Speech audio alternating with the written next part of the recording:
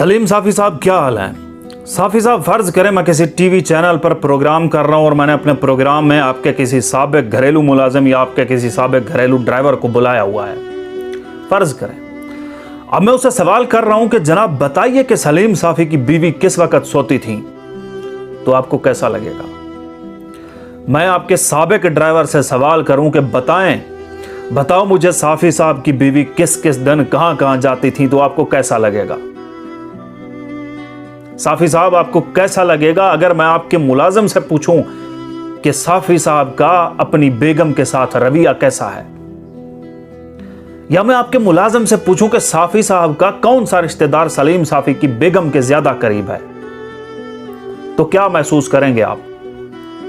या मैं आपके मुलाजिम से पूछूं कि बताओ साफ़ी साहब की बेगम घर में किस किस से मिलती थी, तो क्या फील करेंगे आप?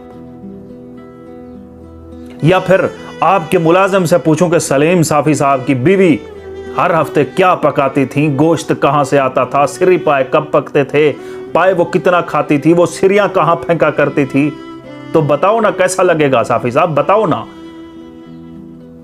यकीनन आपको बेहद तकलीफ होगी, बेहद गुस्सा आएगा। क्यों? क्योंकि आपकी बेगम का आपकी सहाफती जिंदगी से, निजी जिंदगी से कोई लेना देना नहीं है, वो खातून खाना है। ये सब मिसालें थी साफ़ी साहब, सिर्फ आपको एहसास दिलाने के लिए, वरना मैं आपके ख़ानदान बारे ऐसा कुछ सोच भी नहीं सकता, क्योंकि जो आपकी बेगम साहिबा हैं वो मेरी माँ की तरह हैं, आपकी बेटियां आपके घर की ख़वातीन मेरी बहनों की तरह हैं।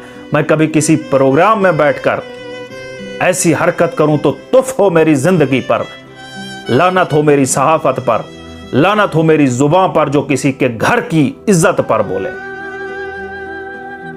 लेकिन साफ़ी साहब, तुमने ये सब किया क्यों किया?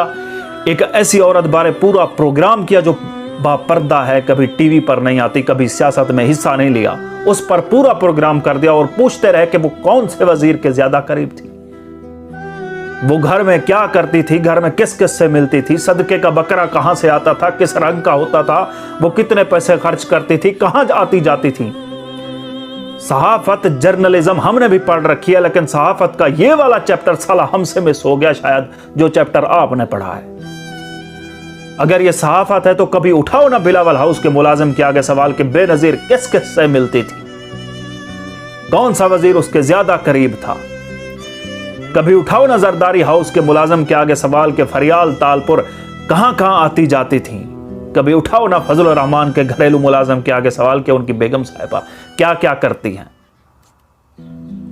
कभी बिठाओ ना रायवंड हाउस के मुलाजिम को अपने सामने और पूछो कि शहबाज शरीफ की 5 बीवियां किस किस मुलाजिम या वजीर के ज्यादा करीब हैं। पूछो ना कि मरियम नवाज की कैप्टन सफदर से शादी कैसे हुई थी। पूछो ना कभी हमजा शहबाज की दोनों बीवियां क्या करती हैं, कितना सदका देती हैं, बकरे का रंग क्या होता है वगैरह। मगर हाय अफसोस कि ये तुम नहीं कर सकते, क्योंकि यह सहाफत का हिस्सा ही नहीं है, यह सब बेशर्मी का हिस्सा है। सारी जिंदगी बताया कि इमरान खान फाशिस्ट है, इमरान खान जाबिर है। अगर इमरान खान फाशिस्ट होता ना, जिस तरह तुम लोग पिछले 5 साल से उसकी घरेलू बीवी पर जुबान दराजी करते आ रहे हो, तुम्हारी जुबानें कट चुकी होती। और जो असल फाशिस्ट हैं, जिनकी औरतें खुद सियासतदान हैं, उनके सामने तो तेरी जुबान से जायज सवाल भी नहीं निकल पाता, लेकिन घरेलू औरत पर जुबान बड़ी चल लेती है। भाई चलो, इमरान खान की बीवी उमूर चलाती थी, तो ये कौन सा सवाल है कि बकरे का रंग क्या था, सदके का गोश्त कहां जाता था, सिरियां कहां फेंकी जाती थी। ये किसी सहाफी के सवाल हो ही नहीं सकते। सहाफत के सफेद कागज पर अपने बुग़्ज़ और इनाद की स्याही फेंकना बंद करो। साफ़ी साहब, दूसरों के घरेलू खवातीन भी उतनी ही इज्जतदार हैं जितनी आपके घर की खवातीन, जितना बिलावल और जरदारी हाउस के घर की खवातीन, जितना जाती उमरा और रायवंड के घर की खवातीन। जो आप आजकल कर रहे हो ये सहाफत नहीं है, ये जो कर रहे हो ये मोहल्ले की अनपढ़ खवातीन का काम होता है। सहाफत पर मजीद क्लासेस लें, आप मजीद फॉलो अप लें।